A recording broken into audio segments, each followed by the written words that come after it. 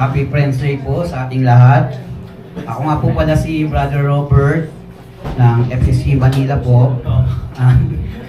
First time ko po tumayo rito sa pulpito na ako po ay nagpapasalamat sa ating dakilang tagapagligtas na yung nangyari po sa akin nung Miyerkules po, di ba po, nalalasa po ang Bagyong Karina nung araw na po na yun.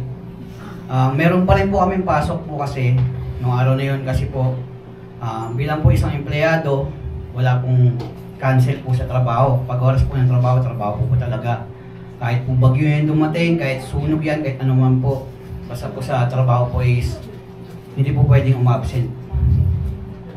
Yung time po na yun, yung pagpasok ko po ng 5 AM po, medyo baha na po, mataas na po yung baha nun pagpasok po nung araw na yun. Pero kaya pa naman pundaanan ng motor. Nung araw po na yun, medyo kinakabahan na po, natatakot. Pero naalala ko po yung Isaiah 41:10 na huwag kang matatakot kasi kasama mo ako. Kaya yung time na po na yun, nagpatuloy po ako at nanalangin po na sana po makarating po ako ng ligtas sa aking pagkatrabawan. Nakarating man po ako, pero medyo po basa. Basa po ng ulan. Pero natapos ko po yung duty po noon nung time na yun. Pero dire-diretso pa rin po yung ulan. Kaya mas kinabahan po kasi sa pag-uwi, siguradong mas mataas na po yung tubig nung time na yun.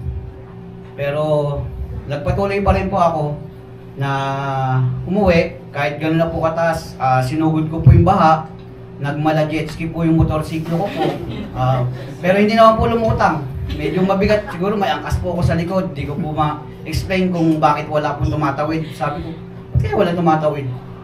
Siguro medyo mataas. Pero sinubukan ko pa rin pong tumawid. Pero yung nga po, nakarating po ako sa dulo na hindi naman po tumilik yung motorsiklo ko po. Na naka-uwi po ako ng ligtas nung time na yun na kahit po imposible makauwi. Yun po, pinapasalamat ko po kay Lord na iningatan niya po akong makauwi mula sa pagpasok hanggang pag-uwi po. Iningatan niya po ako. Yun lang po.